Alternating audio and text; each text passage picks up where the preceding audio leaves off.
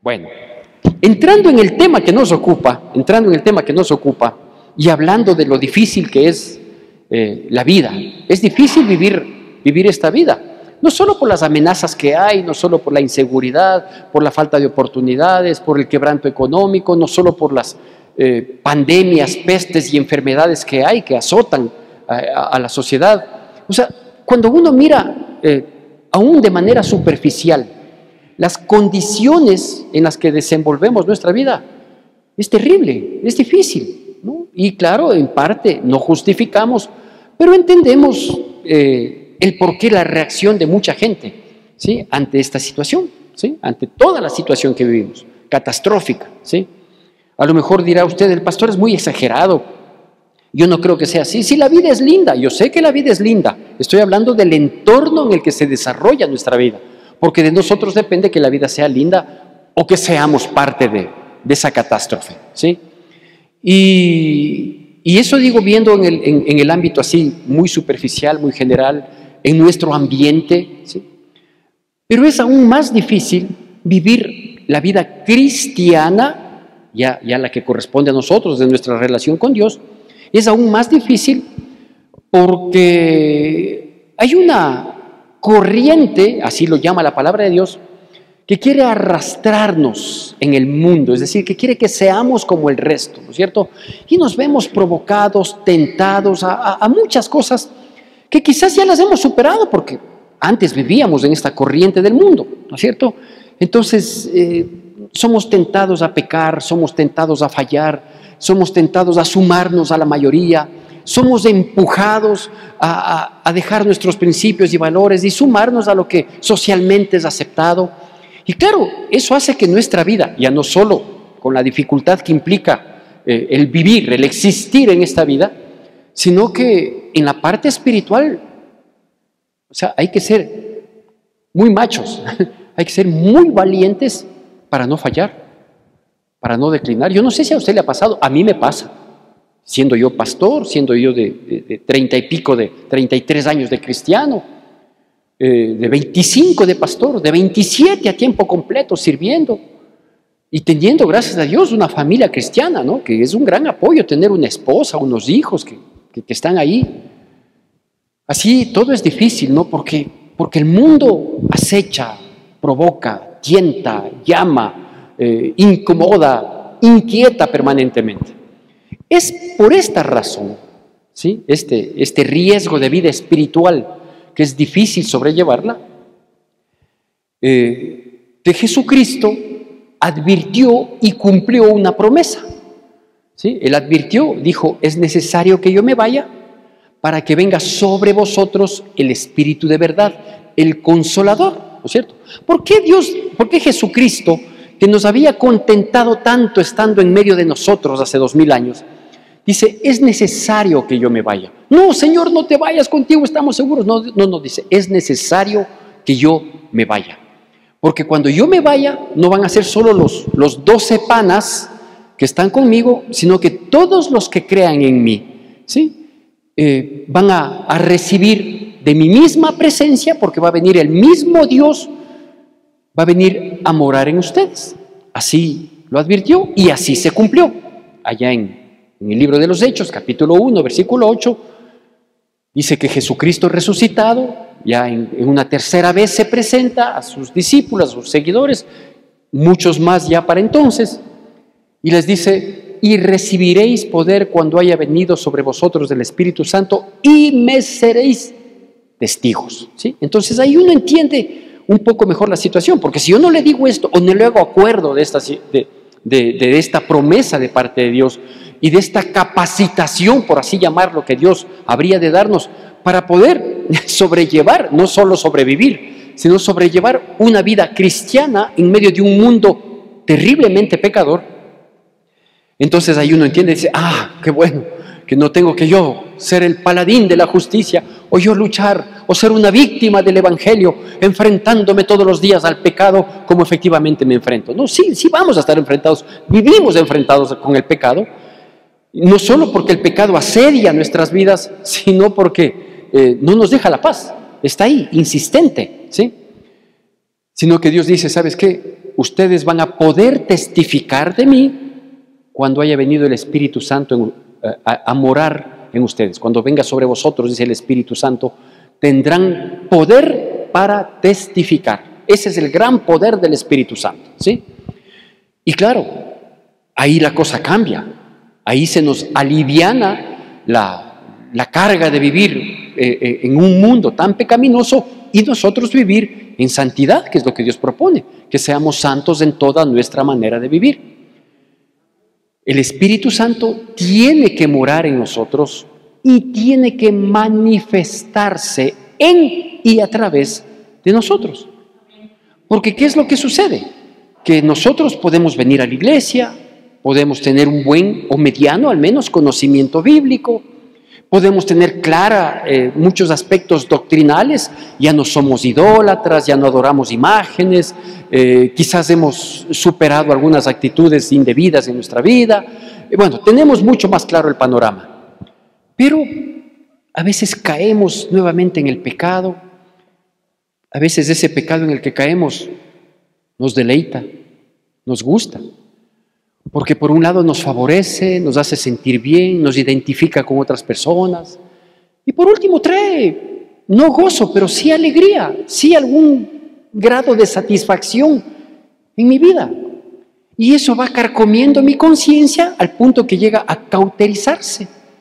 Y sigo viviendo en ciertos aspectos de mi vida con un pecado que creo yo tácitamente lo he tenido controlado.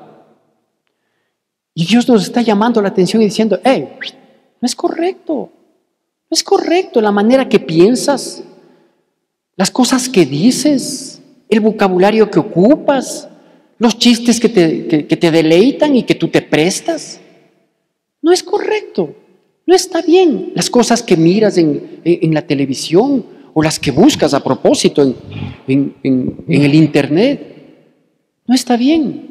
Que te favorezcas de cosas indebidas, que saques provecho y que tu confusión digas, gracias a Dios lo logré, cuando yo no he respaldado un acto indebido.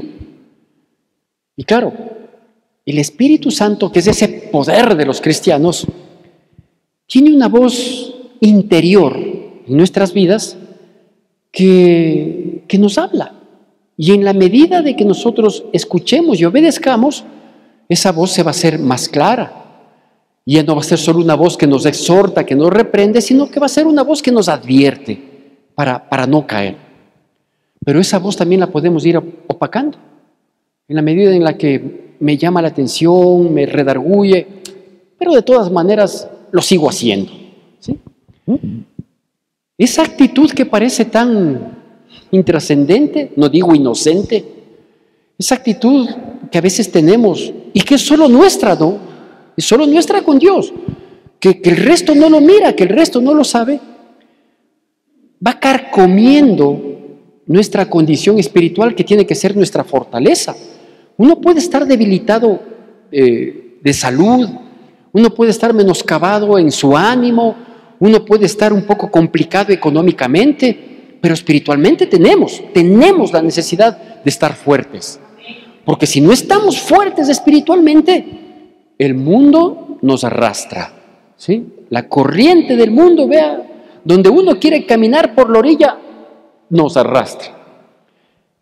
Esta advertencia nos hace Pablo en el libro de los Efesios, y le pido por favor que vayamos allá, al libro de Efesios, capítulo 4, y permítame darle lectura de algunos versículos, pero creo que es pertinente.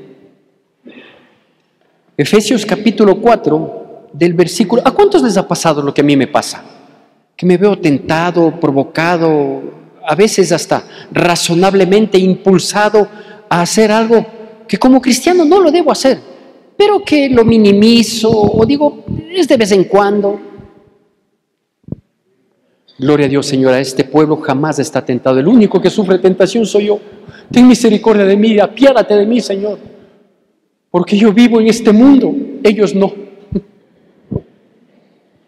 Efesios capítulo 4, sígame por favor con reverencia y con atención a la palabra de Dios, como siempre lo hacemos, del versículo 17 al versículo 32.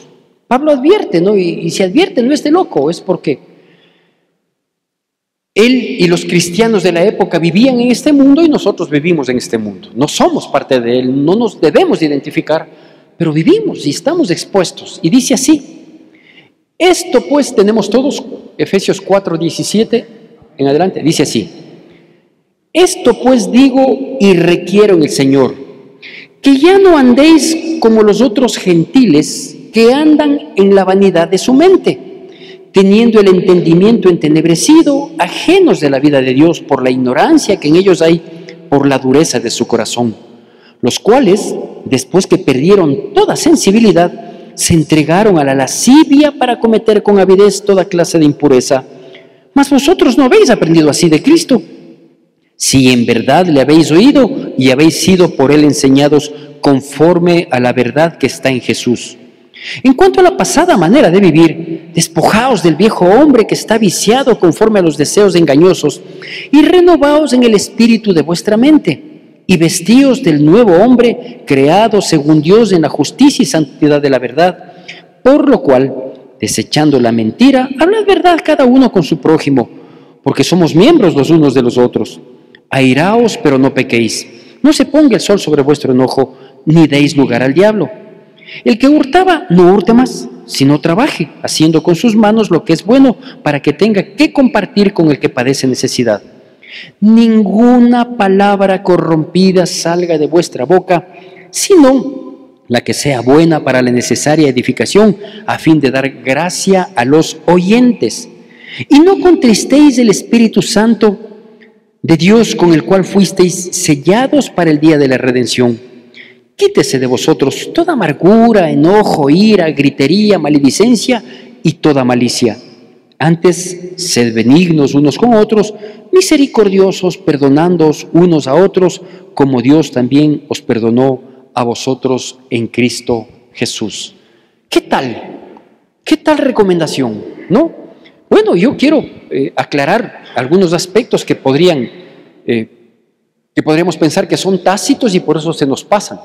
Lo primero que tengo que decirles es que esta carta fue escrita a los cristianos que estaban en Éfeso.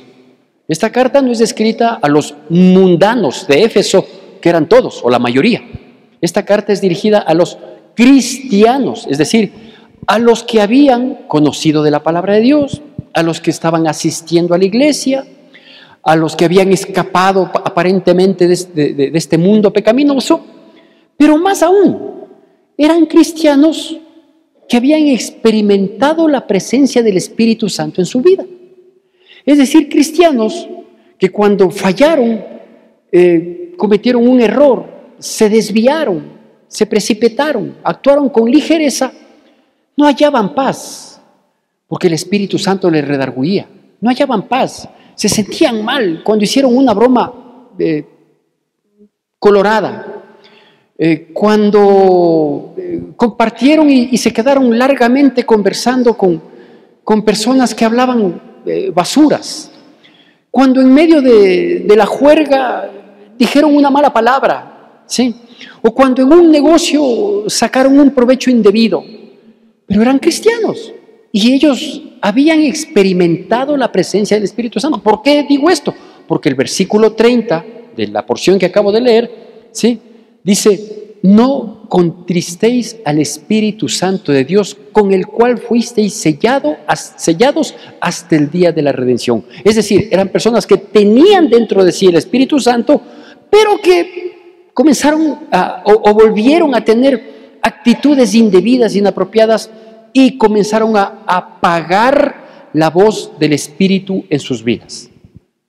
Entonces, por eso les dice: oigan, yo requiero esto de parte de Dios, Dios requiere esto de parte de nosotros, que no vivamos como viven el resto, pues.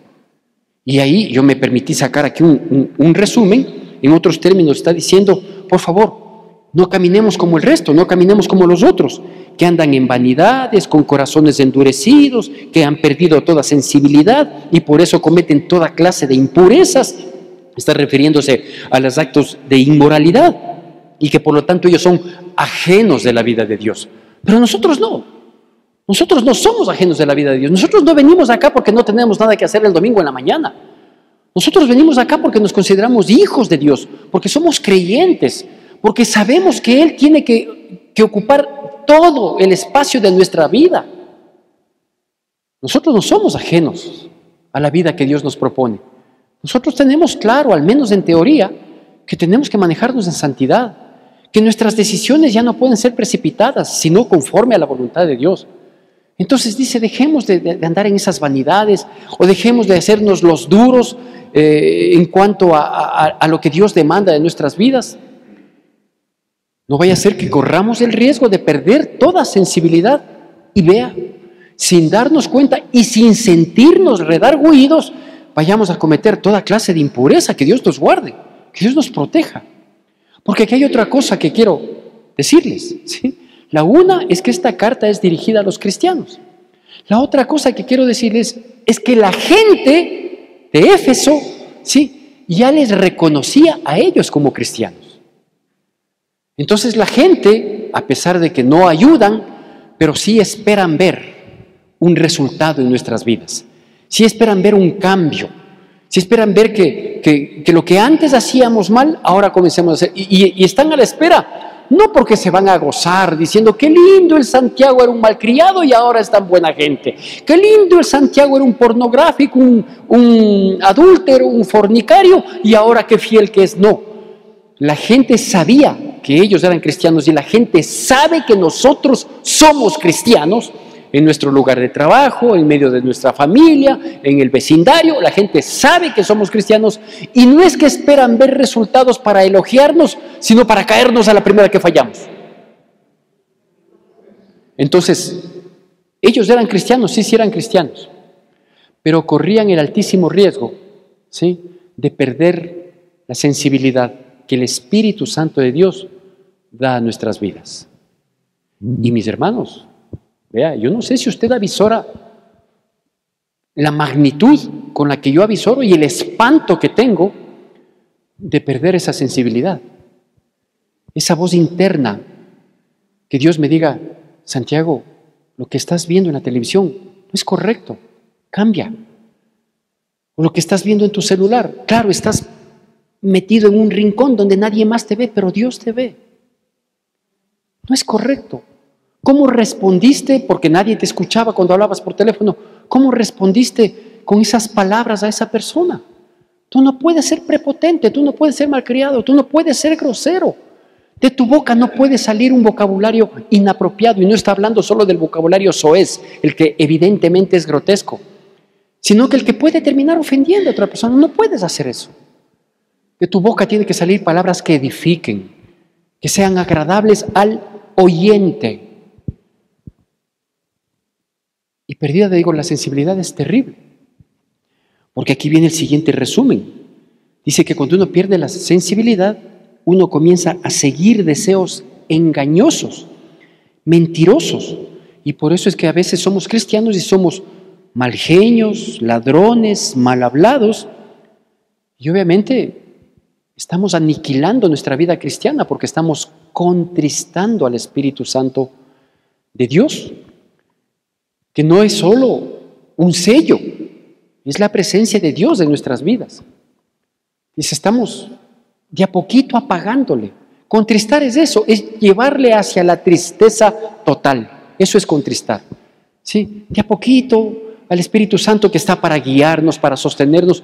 El Espíritu Santo es consolador divino.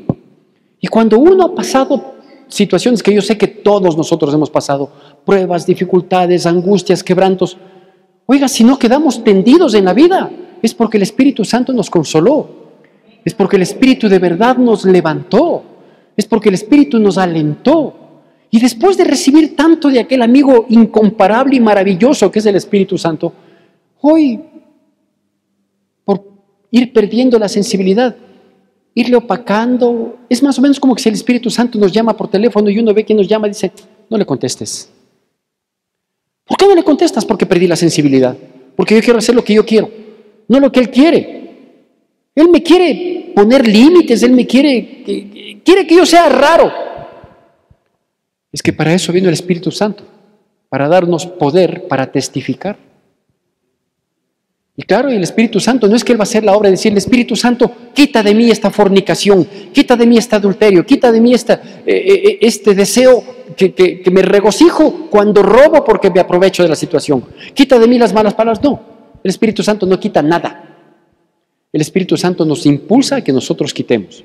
Por eso es que después del versículo 30, que dice, ¿sí?, que no contristemos al Espíritu Santo, ¿sí?, que es el sello que Dios ha puesto para identificarnos en aquel día, en el día de la redención. Ah, este es mi hijo, esta es mi hija. Yo le reconozco porque veo el sello del Espíritu Santo. Dice, cuidado con eso. Y luego del versículo 30 dice, quítense de vosotros. Nosotros mismos tenemos que quitar todos esos malgenios, todas esas amarguras, enojos, iras, griterías, eso de hablar sandeces, maledicencia y toda malicia. ¿A quién le corresponde? A nosotros. Entonces, a veces oramos equivocadamente. A lo mejor la intención es buena. Dios mío, ya no quiero ser así. Dios dice, deja de ser así. No es que ya no quiero ser así y de pronto el Espíritu Santo hace un arte de magia y pasa por atrás del pañuelito y uno es una nueva criatura. No es así. No es así. Nunca ha sido así. Y quienes proponen así están proponiendo un evangelio mentiroso. Es que por gracia somos salvos. Sí, la salvación es una propuesta de Dios. Es una propuesta, un nuevo estilo de vida. Pero ese estilo de vida tenemos que ejecutarlo nosotros. Por eso dice, quítese de ustedes. Que no vaya a ser como dijo alguna vez una persona que asistía con nosotros tiempo atrás y que llegaba todos los días domingo apestando a licor. Todos los días domingo. Y un día el sinvergüenza se acerca y me dice, pastor, yo quería decirle que si algún rato necesita de algo, tómeme en cuenta. Le digo, claro, para medir el alcochec te necesito. Y cuando yo le dije que yo no podría tomarle en consideración a él para que colabore, me dice, ¿por qué? Si yo tengo tanto tiempo de cristiano. Es más, tengo más tiempo que usted de cristiano, me dijo. Él es medio contemporáneo mío. Y de hecho yo había conocido de Cristo a los 28 años, él había conocido a los 18. Me llevaba con 10 años de ventaja de conocer de Cristo. Pero no había cambiado, no había frutos. Es más, si algún rato tuvo un encuentro con Cristo Jesús, si algún rato sintió la presencia del Espíritu Santo, de a poco fue perdiendo toda sensibilidad. Y la queja no era solo su mal aliento, fruto de ingerir licor los días anteriores, sino que obviamente perdida la sensibilidad. Vea, el borrachito se vuelve adúltero, el adúltero se vuelve irresponsable, el irresponsable se vuelve ladrón y así sucesivamente, porque un abismo lleva a otro abismo. Es un altísimo riesgo el perder la sensibilidad. Y claro, aquí caben un par de preguntas. La una es, ¿cuántas personas en la iglesia habrán perdido la voz interior que exhorta cuando contrariamos la voluntad de Dios? ¿Cuántas personas hoy mismo se estarán preguntando, fruto de este mensaje que Dios depositó en mi corazón? Yo nunca le he oído, porque perdiste toda sensibilidad. Por eso es que uno comete pecados y duerme en paz. ¿Cómo es posible que uno duerme en paz? Después de haber fallado al Dios que fue enviado para que more en nosotros. ¿Cómo puedo levantarme y seguir sonriendo si le he fallado? Por favor, agredo a una persona, le grito, me enojo, soy malcriado, le digo lo que pienso sin filtros, sin el filtro de la palabra de Dios. ¿Cómo puedo perjudicar a alguien y vivir tranquilo? Por favor, ¿qué está pasando? Insisto, esta carta fue escrita para los cristianos. Hay que tener cuidado, mucho cuidado. La siguiente pregunta, y quiero darle lectura inclusive de estos versículos que se encuentran en Lucas capítulo 13.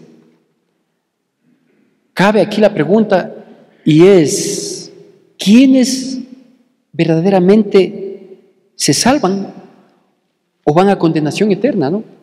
¿Quiénes verdaderamente se salvan o van a condenación eterna. Lucas capítulo 13, del versículo 22 en adelante, la palabra de Dios dice así. Lucas capítulo 13, versículos 22 en adelante. Pasaba Jesús por ciudades y aldeas enseñando y encaminándose a Jerusalén. Y alguien le dijo: Señor, ¿son pocos los que se salvan? Y él les dijo: esforzaos a entrar por la puerta angosta, porque os digo que muchos procurarán entrar y no podrán. Después que el padre de familia se haya levantado y cerrado la puerta, y estando fuera empecéis a llamar a la puerta diciendo: Señor, Señor, ábreme. Él respondiendo os dirá: no sé de dónde sois. Entonces comenzaréis a decir: delante de ti hemos comido y bebido y en nuestras plazas enseñaste. Pero os dirá: os digo que no sé de dónde sois, apartaos de mí, todos vosotros, hacedores de maldad. Allí será el llanto y el crujir de dientes cuando veáis a Abraham, a Isaac y a Jacob y a todos los profetas en el reino de Dios, y vosotros estéis excluidos. Esta es la palabra de Dios, que nos da susto, que nos espanta, que nos exhorta, que nos redarguye. Así es. Pero yo prefiero decir lo que tengo que decir, que primero es un llamado de atención en mi vida, que callarme y tenerles a ustedes sonreídos, y que podamos estar excluidos, y que por decir Señor, Señor, o porque venimos del domingo y porque levantamos las manos y aplaudimos, creer que ya somos salvos. No es así. O porque ya dejamos la religión tradicional que tenía tantos errores. ¿Y la nuestra? Y la nuestra no tiene errores. No tenemos actitudes que desdicen, que desmerecen de hijos de Dios. Quiero concluir con un versículo. No hace falta que lo vea, es pequeño. Se encuentra allá en 1 Corintios capítulo 10, versículo 12. Dice: así que el que piensa estar firme, mire que no caiga. ¿Cómo se llama esta prédica? Bueno, esta prédica es una exhortación con mucho amor, con mucho amor. Y el título obviamente es: no contristemos al Espíritu Santo de Dios. No le calle, no le deje en visto los mensajes por hablarlo de manera tecnológica y actual. No le corte la llamada. Si es que el Espíritu Santo de Dios nos redarguye, nos llama la atención, es por nuestro bien. Es para que no estemos engañados de pensar que somos salvos, cuando sabemos que en este mundo el camino de la salvación es angosto, es pequeño, la puerta es estrecha. No todo el que dice Señor, Señor entrará, porque pensando que a lo mejor un día vamos a estar en su presencia por la eternidad, porque para eso somos cristianos. Se nos cierre la puerta y comencemos a decir: no, Señor, pero si yo colaboré en la iglesia, si yo asistí al taller de varones, si yo asistí al taller de mujeres, si yo dirigía una célula, si yo algún rato el pastor me dio chance y luego el pastor me dijo que estaba feliz y agradecido por lo bien que hice tal o cual labor, si yo era de los que camufladamente, pero todos los domingos estaba ahí. Y dice que el Señor de la casa, haciendo obviamente una alusión a Dios, dice: no sé quiénes son, no sé, no les conozco, apártense de aquí, hacedores de maldad, ustedes quedan excluidos. Pero no te acuerdas. No me acuerdo, porque de los que tenía que acordarme ya entraron. Esforcémonos, esforcémonos. Primero, para no contristar al Espíritu Santo de Dios, porque perdida toda sensibilidad, está perdida toda nuestra vida. Y esforcémonos para ganar almas para Cristo. Porque si esta carta es dirigida a los cristianos, ¿qué pensará de Dios? ¿Qué pensará Dios de los que aún no lo son? Que Dios bendiga poderosamente nuestras vidas en Cristo Jesús. Que la gracia de nuestro Señor Jesucristo, el amor de Dios nuestro Padre, la comunión y consolación de su Santo Espíritu sea con todos y cada uno de nosotros, y el pueblo de Dios, que es el pueblo más feliz sobre la faz de la tierra, dice: amén.